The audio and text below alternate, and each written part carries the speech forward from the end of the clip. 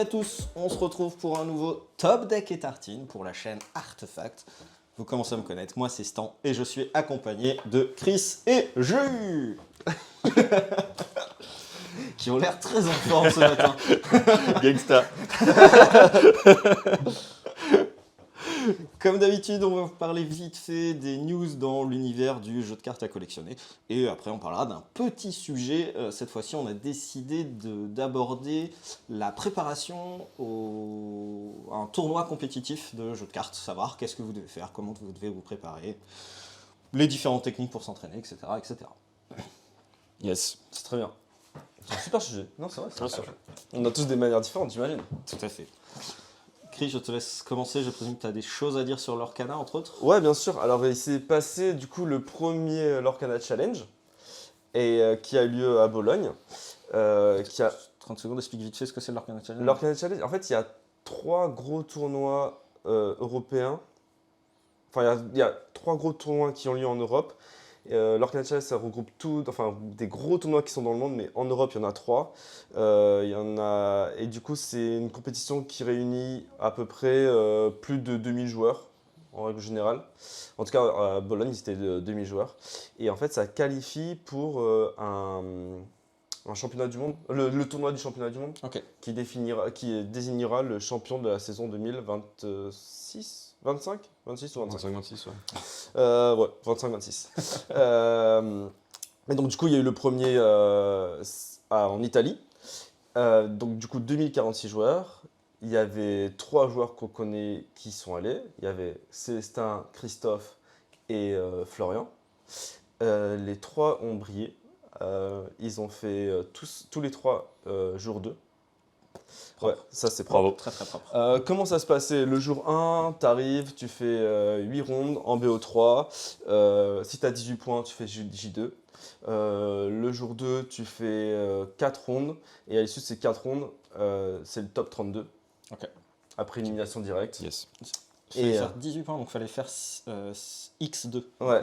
Ok. Et du coup, après finale, BO5, c'était une finale franco-française. Ah. Ouais, qui a été remportée par Lucas Marcelin. Ok. Donc félicitations à lui. Et du coup, Christophe, il a fait 286e. Ok. Célestin, 284. Ok. Ah ouais. Et Florian, 87. Ah, quand même. Ah, il est tout le temps à ça de Ouais, passer. En fait, à partir de 62, tu avais une 64. 64, pardon. À partir de 64, tu avais une carte promo. Ça devait être Elsa ou un truc Ouais. comme ça. Une carte, tu vois, qui doit coûter 100 Ouais, qui a balles une ou belle 200 cote. balles, un truc comme ça, parce qu'il n'y en a pas beaucoup qui l'ont. Évidemment. Et en fait, il a fait 9 victoires, 3 défaites. Et il y en avait plusieurs qui étaient à ce résultat-là. Ouais, c'est le goal Et- average. Exactement. Et c'est le goal average qui l'a Ouais. mis un peu dans l'espace. Cruel. Ouais, cruel. À savoir qu'il va y avoir 2 autres Lorcana Challenge en Europe, celui de Gwent et celui de Dortmund. Et celui de Gwent, ils attendent plus de 4000 joueurs. Ah ouais. Ouais. Wow. Ouais. C'est quoi là? Ils ont un complexe pour jouer dans un village? Ah, bah là, c'est un stadium là. c'est- Village olympique. Ouais, ouais. En termes d'organisation, 4000 joueurs. Exactement. 4000, Alors ouais. c'est justement Wow. c'est la question qui se pose parce que à Bologne apparemment c'était catastrophique l'organisation. Il y a eu des problèmes qui sont pas liés au tournoi dus à une grosse grève nationale des transports. Ah, ça Donc, c'est du pas coup, de bol, ça. du coup, t'es censé arriver à Bologne, t'arrives à 1 heure de Bologne, et puis après, il n'y a pas de bus pour aller. Voilà, laisse Ah ouais, tomber. ça- Apparemment, c'était l'enfer. Ça, c'est les aléas de la vie. Ouais. Et ensuite, une fois sur le tournoi, le main event, c'est généralement, enfin, en règle générale, plutôt bien passé. Par contre, les side events, il y a eu des bric-à-brac de choses qui sont pas bien passées. Ok. Et donc, du coup, il y a un retour assez négatif sur l'organisation. Donc, C'était le premier. c'était le premier, en espérant que ça se passe mieux à Gwent. Alors, je dis Gwent, mais ça se trouve, c'est pas du tout ça. hein. Je crois qu'on dit Gent. Gwent. Je crois qu'on dit. Il n'y a En pas fait, de double. Ouais, c'est ça. En fait, je dis Gwent Si parce que Gwent, ça me fait c'est penser le- le jeu là. Gent, alors pour du coup. Je crois, mais je suis pas sûr. Et voilà. Et à savoir aussi qu'il y a pas mal de joueurs. Et après, j'arrête avec l'Orcana parce que je prends beaucoup de temps. Parce que c'est un jeu qui me tient à cœur. On a un timer maintenant, attention, regarde. 5 minutes l'Arcana déjà. Et en fait, du coup, il y a eu aussi une autre petite chose. Les joueurs pros sont un peu pleins parce qu'en fait, là en ce moment, vu que la méta elle est assez resserrée, il n'y a pas beaucoup de sets. Du coup, le jeu il n'a pas beaucoup de profondeur. Et du coup, ils se sont plaints. Ils disent que un joueur moyen peut battre un joueur pro, on va dire, du manque de cette profondeur. Il se fait carry par le deck. Voilà, c'est ça. En fait, c'est pas le niveau du joueur qui détermine le gagnant, mais c'est plutôt le deck, quoi. Mais ça va changer avec la suite des extensions, qui va agrandir le set, etc., qui va approfondir les choses. Mais voilà, quoi. C'est comme ça qu'on se retrouve avec peut-être des joueurs qui ne devraient pas être là, qui se finissent en top 2, mais est-ce que c'est un mal en vrai? Non, moi je trouve que c'est très bien. Oui. Par contre, les joueurs qui traînent pendant des semaines et qui se retrouvent à galérer pour gagner leur carte Mulan parce qu'il faut faire 3 victoires, ils doivent être salés de fou. Eh oui. Parce que... C'est bien de laisser la place à tout le monde. Ouais, je suis d'accord. Mais apparemment, l'ancien champion du monde, il a galéré pour avoir sa carte Mulan et tout. Alors que le mec, il est champion du monde, donc ça veut dire qu'il normalement, il s'entraînait un petit peu. Normalement, il sait jouer. Donc voilà. C'était les petites Yes. nouvelles pour l'Organa. L'Organa qui vit bien. Qui vit bien. Surtout qu'il y a les... pardon, excuse-moi, je te coupe. Les Star Championship en ce moment. Qui des champions. L'équipe des champions. Et Célestin, il brille. Il ramasse tous les tapis de En France ce et de moment, Navarre. Ah ouais. Je sais que Alan a fait finale hier. Ouais. Je sais que Samantha a fait top 8 aussi. Exactement. Donc il y a plein de joueurs qui brillent. Et lors de notre kit des champions à la boutique, il y avait 7 joueurs sur ouais. 8. Le top 8, c'était quasiment Qui venait de la boutique. Ouais. que les joueurs récurrents de la Mais boutique. nous, effectivement. on Est-ce est que une de- écurie de talent. Est-ce qu'on peut dire que la communauté Lorcana finalement de la boutique est la plus forte des Écoute. autres joueurs, des autres jeux, pardon. Ah, il faut Est-ce pas que c'est dire eux les trop plus fort forts parce qu'après ils vont me dire oui alors du coup c'est quand qu'on fait une équipe artefact avec ça viendra, calmez-vous, mais laissez-nous un peu de temps de grandir, on est jeunes encore. Si jamais ça vous intéresse d'ailleurs, on a les 3 rondes du top 8 qui sont en ligne sur YouTube. N'hésitez pas à les Yes. regarder. Commentés par Samantha et Alan justement. Les fameux. Qui ont fait top 8 et deuxième hier au tournoi au Décaféiné. Trop bien. Vu qu'on parle de compétitif, on va enchaîner par Altered, ce qui s'est passé énormément de choses. C'était les championnats du monde ce week-end. Yes, Ça première a été édition. la folie. Totalement. On a mis nous ça à la boutique en fil rouge, en fond, on va dire, sur nos télés. Et donc oui, World Championship d'Alterd à Paris, ce week-end, les premiers, donc première édition. Grosse prod, hein. Il y avait des Ah gros ouais, moyens putain. sur le stream. Il y avait plusieurs caméras sur la table filmée. On était vraiment sur une rediff de poker, quoi. Le Ouais. même niveau en termes de production. Après, alors c'est un jeu qui est difficile à lire, donc si c'est pas bien filmé, je pense que c'est vraiment important. Pour le coup, c'était le cas. Donc vraiment, on peut souligner cet effort fait de la part de la prod. Et on peut souligner aussi la victoire de Rinku. J'ai un peu écorché, désolé. Rinku. Mais de toute façon, il est américain, donc il verra pas. Voilà, victoire d'un joueur américain donc, qui s'était qualifié au qualifier de Dallas. Venu gagner donc contre un joueur italien dont j'ai plus le nom en finale. Et on avait un Français qui était en demi, qui a perdu contre ce fameux joueur italien. J'ai plus non plus son pseudo, mais en tout cas, voilà, un joueur français qui a bien parfait. Et Je crois que c'était Victorino. Ou un truc Ouais, comme ça. voilà, Italien, ça a commencé comme ça en tout cas. Un truc avec un peu une consonance italienne, mais pourtant il était français. Voilà, donc en tout cas, pareil, gros tournoi, plus de 2000 joueurs. Pareil, je crois qu'il y a aussi eu des soucis d'organisation, en tout cas des gros retards sur le déroulement des rondes, etc. On a pas mal de joueurs d'artefacts qui ont fait le retour au moins le vendredi. Beaucoup de retard et des side events pas très bien gérés. Du coup, en tout cas, le vendredi, il y a eu quelques Voilà, problèmes. Mais bon, voilà. après, encore une fois, c'était le premier. C'était le premier, beaucoup de joueurs. Nous, on sait en tant qu'organisateur que ça peut très facilement prendre du retard en tournoi, donc on peut aussi être un peu indulgent là-dessus. D'un point de vue viewer, on peut juste souligner que voilà, c'était vraiment hyper quali, le stream était quali, on a vu passer des gens en interview, etc. Il y avait Thierry Rambois notamment qui est intervenu, qui a un rôle, je crois, dans le développement d'Alterd.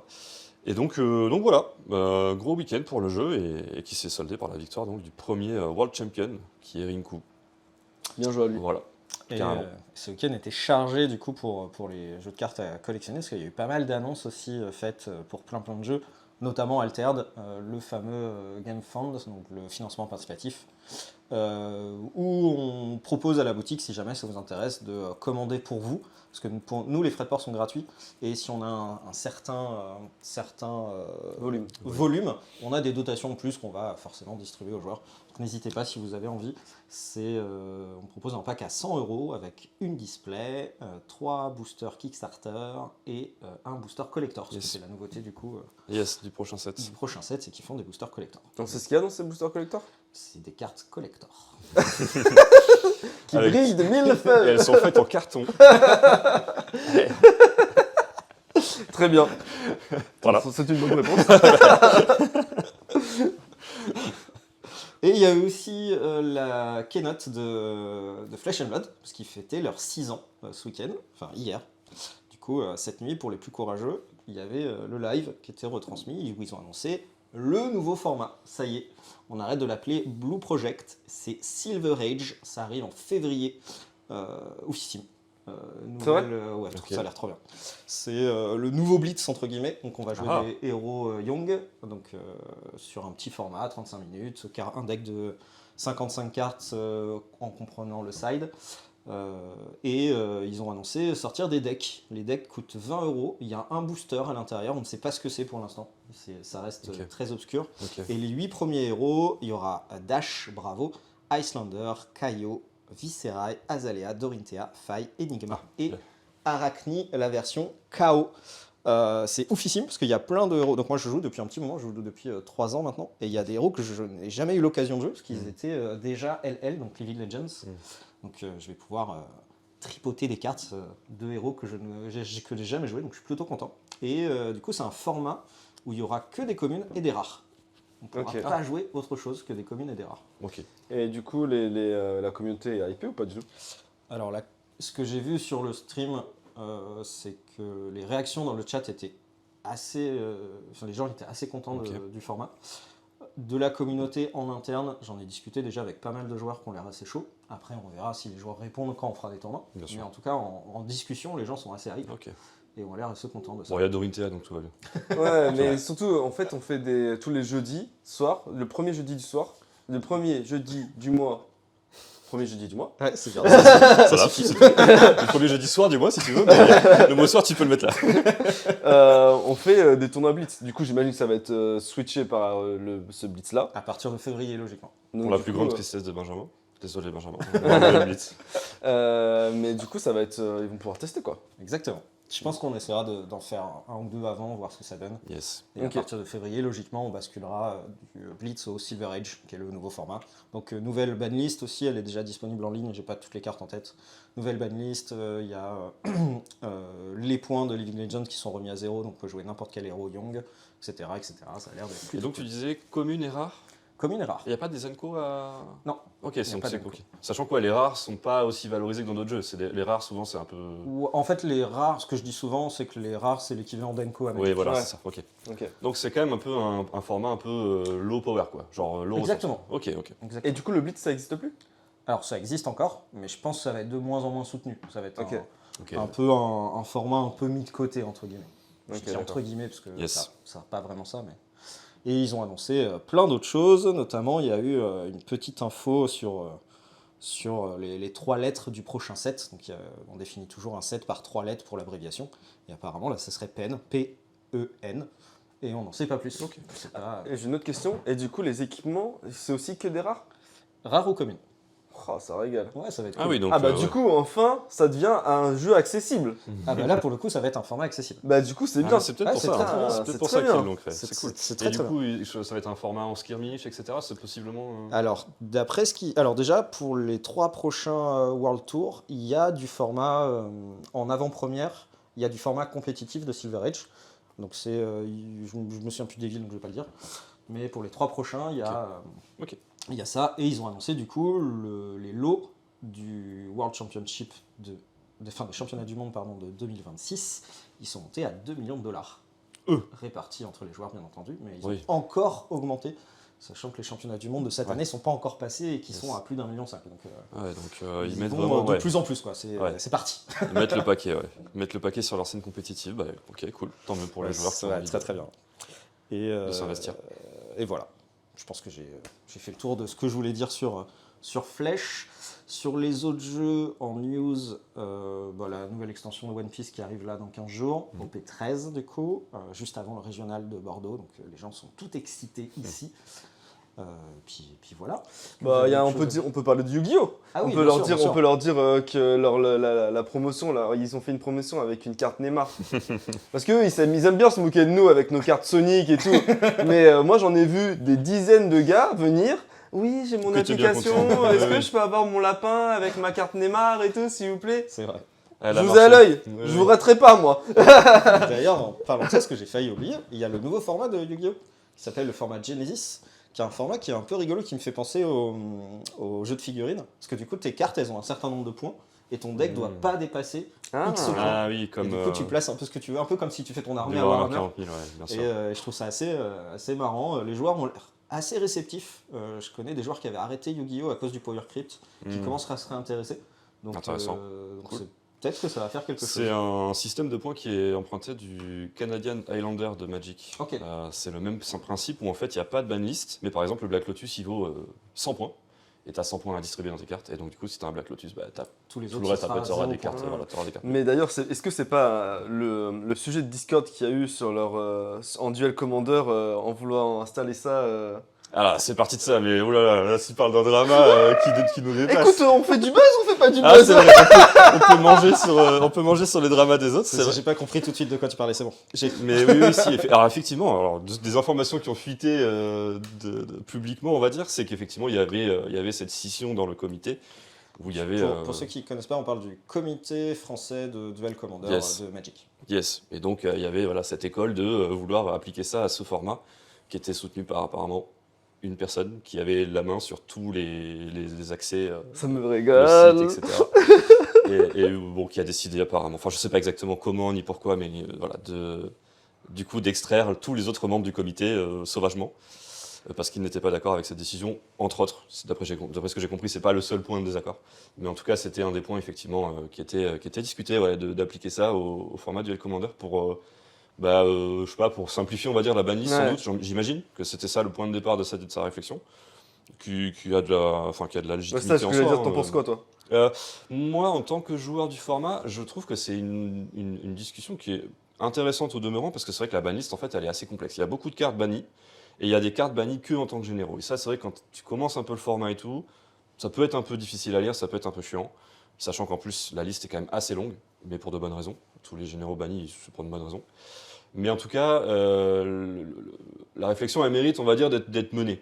Après, est-ce que les gens du comité, justement, l'ont menée et ont abouti au fait de dire « non, c'est pas bien et tout ?» Peut-être. Donc je sais pas, moi j'y suis pas, donc je présage pas de ça. Mais en tout cas, l'idée d'une banlist à points, enfin en tout cas d'un système de points pour justement réguler le power level des différents decks, je la trouve pas mal. Moi je la trouve intéressante. Moi, je la trouve bien pour le côté Power Crypt. Par contre, je trouve que la construction, le deck building est compliqué du coup parce que tu dois vérifier chacune des cartes que tu mets. Déjà, et Et puis c'est ça que je trouve compliqué. Et ça veut aussi dire que tu rends légal dans ton format des cartes extrêmement chères. Oui. Parce que ça veut dire que du coup, à Magic, où il y a dans la reserve list, les cartes qu'on ne peut plus réimprimer, en tout cas que Wizard s'est interdit de réimprimer, il y en a certaines qui sont extrêmement chères et extrêmement puissantes et qui seraient donc jouées dans ce cas de figure-là, même si elles peuvent avoir beaucoup de points en valeur. C'est l'idée, je pense. C'est souvent des cartes de combo, etc. et qui vont comboter avec des cartes qui sont, elles, très peu chères, qui coûtent 0 points. Donc en fait, on peut avoir du coup des builds un peu comme ça qui sont... et donc voilà, sur l'argument de l'accessibilité qui est souvent mis en avant sur le Duel Commander et tout, ça le met complètement à plat. Donc, ça les met trop dans l'espace, je pense en vrai. Tu sais, de savoir quel point tu dois mettre, quelle carte. En plus, il y a des petits malins et tout qui vont creuser pour trouver. En fait, tu rouvres une nouvelle boîte de Pandore. C'est-à-dire que, en fait, en enlevant toutes tes cartes de ta banlist actuelle, tu dis ok, tu rends le truc un peu plus accessible, un peu plus compréhensible de tout le monde, etc. Mais tout de suite, en fait, tu te remets une autre contrainte dessus qui est, du coup, j'ai des cartes d'un power level qui sont extrêmement élevées, qui vont faire des combos avec des cartes sorties il y a 6 mois. Qui n'étaient pas prévus pour à la base, etc. Et qui en plus de ça ont une valeur financière qui est très très très élevée. Bon voilà, ça repose tout un tas de problèmes en tout cas. Ouais. Je vais recadrer un petit peu, on va arrêter Ouais. la discussion, c'est pas du tout le sujet. Mais Yes. voilà, c'est intéressant. Est-ce que vous avez d'autres news à annoncer sur les autres jeux? Non, on a fait le tour Négatif. sur ce qui vous intéresse. Ouais. Allez, parfait. On va passer sur le sujet, Et sur ce qui nous intéressait et parler de notre, de la préparation en général qu'on fait avant un tournoi. Je vais commencer par dire les trucs les plus basiques possibles et après on donnera chacun ce que nous on fait en plus. Le truc le plus basique possible, sleeve neuve. On fait sa decklist. Ouais.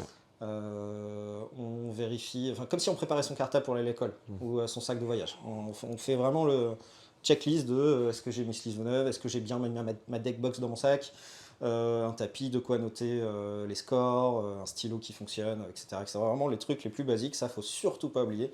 Il faut bien les préparer, faire attention à sa decklist du coup, que ce soit sur format papier ou sur format en ligne, ce qui est de plus en plus fait dans les différents jeux.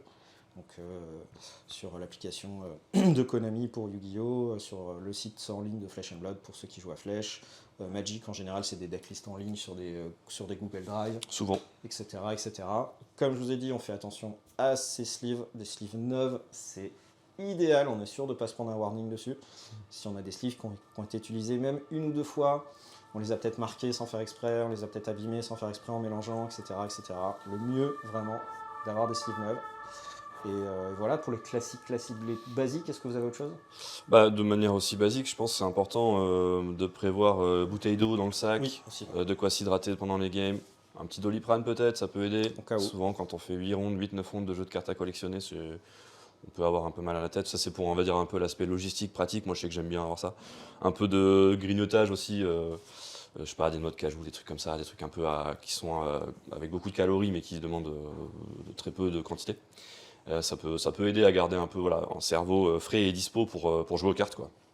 Yes. Voilà. Et voilà pour la préparation basique. Et après, Chris, t'as un sourire, vas-y, commence. Mais non, mais ça me régale parce que du coup, il faudra que je réécoute parce que moi, je ne pas du tout. Moi, c'est. De toute façon, à l'école, c'est pareil, j'avais pas mon cartable, c'était au dernier moment. Donc, j'achète tout sur place, moi. Donc, il y a des cajous, des cartes. Du coup, ton tournoi, il te coûte $500, tu sais. Il y a le mec qui parle en dollars. Esprit Il libre, est aux les gars. États-Unis. S'il fait là, un gros tournoi, il est Retour. en Floride. S'il fait un gros tournoi, c'est en Floride minimum. Non, mais c'est bien, c'est hyper important tout ça, je suis d'accord avec vous. Après, tu peux pas changer la nature des gens, tu sais. Ah non, mais après, l'idée, c'est juste, Ouais, c'est un donner nos conseil. conseils, ouais, C'est c'est un carrément conseil. ça. Les gens font ce qu'ils veulent, bien sûr, évidemment. Vas-y, Chris, commence. Comment toi, tu te prépares Alors du coup, j'ai pas eu la chance de faire de très très très gros tournois. Je peux vous dire comment je me prépare quand je fais des tournois à la boutique. Ça va être en limité ou en standard. En général, du coup, je regarde la méta, en standard en tout cas, je regarde la méta et je prépare tout mon side parce que j'ai mon deck qui est prêt, que je maîtrise, que je joue régulièrement sur Arena pour m'entraîner. Et en fait, je vais observer pendant le mercredi soir quand vous jouez. Je vais regarder ce que vous jouez et je vais plutôt préparer mon side en me disant ok, il va y avoir pas mal de decks qui vont jouer avec leur cimetière. Au lieu de mettre seulement 2 cartes qui vont cibler le cimetière, je vais plutôt en mettre 3 en side. Si la personne a joué des contres, je vais jouer des cartes qui vont me protéger justement de contres. Je vais vraiment adapter mon side. Ensuite, je joue quoi. C'est la bagarre quoi. Et puis mentalement, je me prépare pas particulièrement. Moi, j'aime bien être un peu, j'y vais à l'intuition. Donc pas de préparation typique à part le side que je trouve très très important. En limité, je vais regarder des vidéos sur YouTube qui parlent du format et des quelles cartes il faut piquer en priorité. Et je vais poser des questions à nos joueurs qui sont ici. Je vais dire des noms, hein. Je vais dire, souvent je vais poser des questions à Yacine, à Robin et à d'autres joueurs qui ont des très bons avis aussi. Savoir qu'est-ce qu'ils en pensent du set. Et voilà. Mais pour l'instant, ça ne m'a pas réussi. Donc, j'ai peut-être changé de personne. Là, Peut-être demander à quelqu'un d'autre. Peut-être qui me troll un petit peu. Peut-être demander des conseils à des gens qui ne sont pas tes adversaires. Ouais, c'est peut-être une bonne idée. Et puis après, pareil, sur Arena, en fait, les 2 formats sur lesquels je joue, je peux y jouer sur Arena. Du coup, je vais m'entraîner sur Arena pour ces formats. Voilà. Pour Yes. Bah écoute, c'est bien déjà. Moi, je sais qu'un des éléments importants dans ma préparation perso à un gros tournoi, même si j'en ai pas non plus fait des milliers, hein, une toute petite carrière, c'est la préparation, l'entraînement. Et du coup, alors j'ai préparé un petit proxy, où en gros, donc, je vais expliquer d'abord ce que c'est avant de le montrer. En gros, l'idée, c'est de pouvoir faire plein de games contre plusieurs decks différents et de manière simplifiée. C'est-à-dire que c'est difficile d'assembler, je sais pas, 4 decks de la méta plus le mien, par exemple en standard, ou même en moderne ou en duel commander. En duel commander, c'est impossible. Donc du coup, ce qui se fait, hein, c'est pas moi qui ai inventé la méthode, c'est en gros de faire une carte proxy donc avec différentes petites étiquettes comme ça qu'on peut trouver dans les bureaux de tabac, et d'écrire en fait le nom de la carte de chaque deck sur une couleur, sur une étiquette de couleur. Et donc ça correspond en fait chaque nom de carte, enfin chaque couleur pardon correspond à un deck avec donc du coup le nom de la carte qui est jouée. Ce qui permet du coup d'avoir en un seul deck finalement 4 decks. Et donc ça permet de jouer soit contre, soit avec, peu importe, hein, il faut trouver après un adversaire, enfin quelqu'un qui permet de s'entraîner. Et donc ça permet du coup avec un deck de 60 cartes par exemple, proxy, comme ça, de cette façon, d'avoir en fait 4 decks et de pouvoir faire donc des changements de switch de méta, etc. Très facilement, sans avoir à remélanger un autre deck ou aller prendre des cartes à gauche, à droite pour en assembler un nouveau, etc. Et ça permet comme ça de s'entraîner. Alors il faut connaître bien ce que font les cartes, hein, du coup, il faut savoir exactement ce que font les cartes sans qu'il y ait besoin du descriptif et tout. Mais c'est une méthode que j'ai déjà vue appliquée par des gros joueurs de Duel Commander, notamment avec qui j'ai pu faire des tournois, et qui a fait ses preuves parce que ça permet vraiment, en l'espace de très peu de temps, un peu comme sur du digital finalement, et c'est le deuxième pan de ma préparation, c'est sur le digital, de faire plein de games, d'enchaîner plein de parties, et contre des decks différents, et de pouvoir du coup un peu comprendre ce qui se passe, etc., anticiper les moves et tout. Ce qui est intéressant, en plus, c'est une question de place, tout simplement. Parce que Ouais. quand on est en tournoi, en général, on se déplace à droite à gauche, on a Ouais. une place limitée dans nos bagages. Bien sûr. Et ça permet d'avoir 4 decks en Ouais, un seul. Donc, exactement, on gagne c'est énormément ça. de place à faire ça. C'est ça, ouais, tout à fait. Et Ça- donc voilà, donc du coup, alors on attribue donc une couleur à chaque deck. Alors, je me mets bien devant la caméra. Et ça permet du coup d'avoir donc sur la Je la sais que liste. c'est un Ça- peu ça te longtemps, demande ça d'avoir tient un- pas plus longtemps. Ça te demande d'avoir une équipe ou un. Ou Au moins d'avoir un ouais. partenaire de jeu, quoi. Il faut s'entraîner à deux.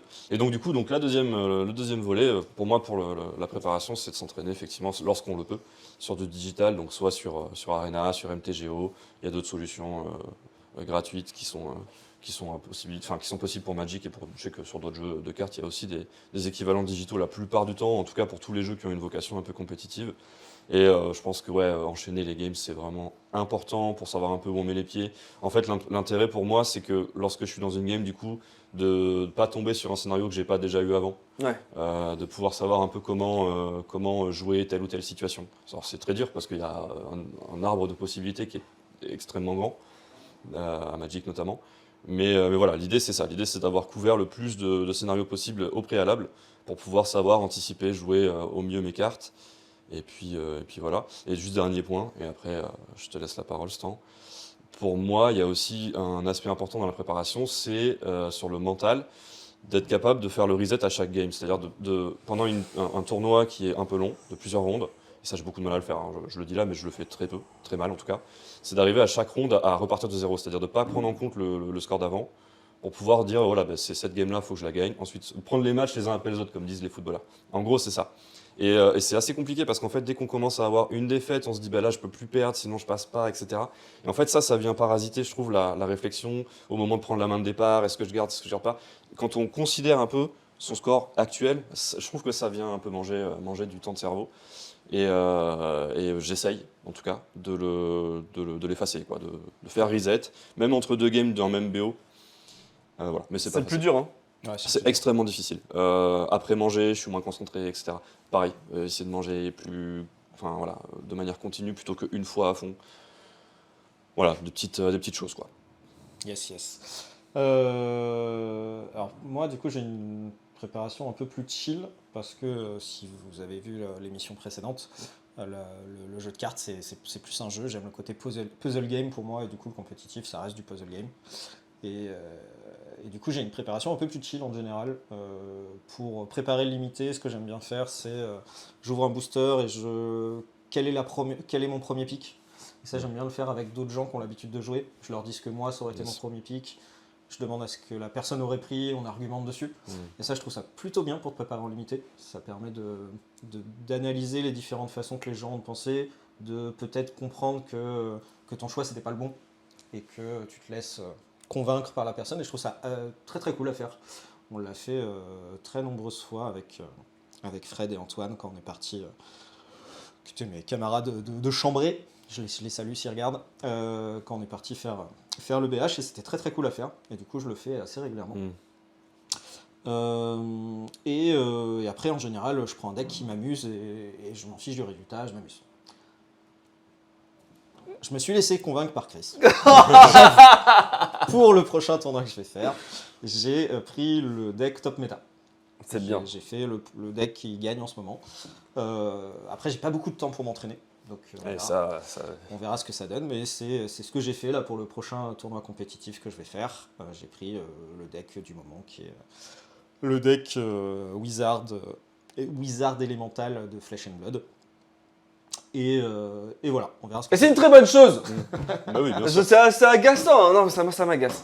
Ça m'agace. À chaque fois, il fait des tournois, tu sais, c'est des trucs importants, tu vois. Et il vient avec son deck nounours, machin et tout. Alors que le mec, il sait jouer, c'est un bon joueur. Et si tu lui mets un bon deck là, eh ben non. On verra. Parce que comme j'ai dit, je l'ai pas beaucoup joué. Là, il a un bon deck, il connaît les plays, il sait faire les trucs. Je dis pas que tu vas faire top 8, mais tu vas faire au moins un résultat positif et ça sera bien. On verra. Et ça te fera plaisir aussi. Oui, Ça fait du bien, un Lego. Ah, moi j'adore. Ah, bah oui. Flatter mon ego, Ah bah c'est alors important. attends, c'est pas moi qui vais dire le contraire. Et je suis très content, moi. Je suis très content. Parce qu'il allait jouer un deck encore là, fatigué. Hein. Je Et là, m'amuse. Eh ben oui. Mais non, mais c'est Non, on a dit, c'est pas drôle le carte. Exactement. Non, c'est pour ça. Franchement, je suis vraiment content. Et pour parler de l'entraînement online, moi je déteste jouer en ligne parce que je trouve que dans le jeu de cartes il y a énormément de bluffs et d'échanges qui se fait juste au C'est vrai. regard, au mouvement des mains de l'adversaire. Et du coup j'ai vraiment énormément de mal à jouer online. Je suis en train de m'y mettre petit à petit, mais c'est vraiment pas mon délire. Du coup, C'est marrant parce que tu vois, moi, ça, c'est un des avantages que je trouve. Justement, je suis pas perturbé par l'logiciel de l'adversaire, par son attitude, par son Ouais, je son comprends, body je comprends. language, quoi. Mais du coup, moi, c'est le truc qui me manque parce que je sais que j'aime bien faire du bluff aussi, moi. Et du coup, je sais que même des fois, mes mouvements de main, ça peut être du bluff de Ok. ah non, finalement, je fais pas ça. Ok. Et c'est un truc que j'aime faire et c'est un truc qui, pour moi, fait partie du jeu. Surtout dans un jeu comme Flash où tu joues des cartes, que ce soit pour défendre, pour attaquer, pour pitcher. Et je trouve qu'il y a énormément de bluff en permanence. Et c'est un truc qui me manque du coup quand je joue en ligne. Moi, ce que j'aime bien, pour rejoindre à ce que tu viens de dire, c'est vu que je connais mes lignes de play, accélérer la partie pour montrer ça, à l'adversaire, je sais ce que je fais. Ouais, mais ça, je comprends. Et si le mec, tu vois, il dit ah ouais, mais il sait où il va, tu vois. Et du coup, ça fait partie du bluff, comme tu dis, tu vois. Et moi, c'est pour ça que j'aime bien beaucoup jouer, parce que comme ça, je connais mes lignes de play. Ouais, Et comme ça, je mets une espèce de pression un peu. Ça je comprends aussi. Mais du coup, tu as le côté aussi où des fois, il y a certains tours où je fais le tour, entre guillemets, facile parce que je sais que c'est Ouais. ça, tu vois, dans ma main, qui va se passer. Et j'ai pas besoin de réfléchir et je le fais vite. Mais ça fait aussi partie du bluff pour moi et c'est un truc qui est plus facile en réel que online. Je sais qu'il y a des gens qui arrivent à bluffer online. Moi, c'est beaucoup moins mon délire. J'y arrive beaucoup moins à le faire. Mais par contre, le fait de jouer en ligne, ça te permet de jouer tellement de parties que quand tu joues en réalité, Ça, c'est et sûr. bam, t'as tes automatismes. Tu fais ok, tu fais ça, bah, je fais pas, bam. Tu fais 10 parties online Ouais, quand on a fait deux. 3 Ouais. en physique. Surtout dans des jeux un peu longs comme celui que je fais, Flash Ah and ouais. Blood. Ça, c'est sûr et certain, c'est un avantage. C'est un avantage, c'est sûr. Non, mais c'est cool d'avoir tous nos avis différents sur nos manières de se préparer. C'est drôle parce qu'en fait, à chaque fois, on n'a pas trop les mêmes méthodes de s'entraîner. C'est vrai. Mais c'est cool. Si on fusionnait, peut-être qu'on serait un bon joueur. Ouais, Peut-être. un pro Mais player. du coup, si un jour on fait une team, on a de quoi vous donner des conseils. Attention. Bah, c'est sûr que. En tout cas, ce ne sera pas les mêmes teams, quoi. Donc voilà. Vous avez 3 visions différentes, vous pouvez mixer les 3, écouter qu'un seul sensei, ça vous fait tout ce que vous voulez. Mais en tout cas, on pourra vous donner des conseils. Est-ce qu'ils seront bons? On verra. Ouais. Au top. Est-ce qu'on a d'autres choses à dire? Je Pas pense pour qu'on moi, a en tout fait cas. le tour. Yes. Je pense qu'on a fait le tour. On s'amuse de plus en plus avec ces petites vidéos. Moi, ça me régale à chaque fois. Tout à fait. J'espère que ça vous a plu. Nous, en tout cas, on s'amuse comme à chaque fois. C'est trop bien. On adore faire ça. Si jamais ça vous intéresse, on est présent sur plein de réseaux sociaux, Twitch notamment. On fait du live. Chris s'entraîne en live. Il prend des branlées régulièrement. Ah, c'est Il bien. en Il y a gagne des gens plus forts que lui. quelques Ah si, est-ce que je peux dire une dernière chose? Vas-y. dernières alors. Dernière. Ça fait bientôt 2 ans qu'on est ouvert. Et ça y est, on peut le dire. Tous nos tournois, peu importe le jeu dans lequel vous allez faire, si vous voulez faire du One Piece et que vous venez à notre tournoi One Piece, vous aurez des joueurs de One Piece, on pourra faire le tournoi. Si vous venez dans n'importe quel format de Magic, vous pouvez venir, il y aura le tournoi en place. On fait Pauper, Standard, Moderne, DC, et dans ces 3 formats, dans ces 4 draft, dans tous ces formats, si vous venez, vous aurez du monde. Il n'y a aucun tournoi qu'on fait actuellement où vous venez et il n'y a personne. Et C'est ça, vrai. il faut le dire. C'est vrai, Et c'est vrai, parce c'est vrai. qu'il n'y a pas beaucoup de boutiques à qui ça arrive. C'est vrai. Ou tu sais, tu vas par exemple comme Marc à la concurrence et tu y vas et tu fais ah ben non frérot, il y a 3 joueurs donc il n'y a pas le tournoi. Ah mince, j'aurais dû aller à Artefact parce que là c'est sûr il y a du people frérot. Donc ça c'est vraiment cool. Et ça, on a mis presque 2 ans à le faire, mais ça y est maintenant tous nos jeux, il y a du monde. Bah, il a fallu trouver les bons soirs, s'adapter Exactement. à ce qui se passe autour, parce qu'on n'est pas tout seul, s'adapter à ce qui se passe autour, etc. etc. Mais on a trouvé notre petite formule qui fonctionne et notre organisation qui fonctionne. Il Et faut ça, c'est souligner, plutôt cool. faut souligner. il faut le souligner, C'est tout à c'est fait. très bien, c'est vrai. C'est vrai, c'est vrai. Du coup, hop, on vous redit au revoir à nouveau. Twitch, Instagram, YouTube, tout ça, n'hésitez pas. Vous avez des big ups, des membres de gang. malfrats Je le fais juste à 10 fois. côté. À la prochaine, bientôt, ciao. salut. Salut.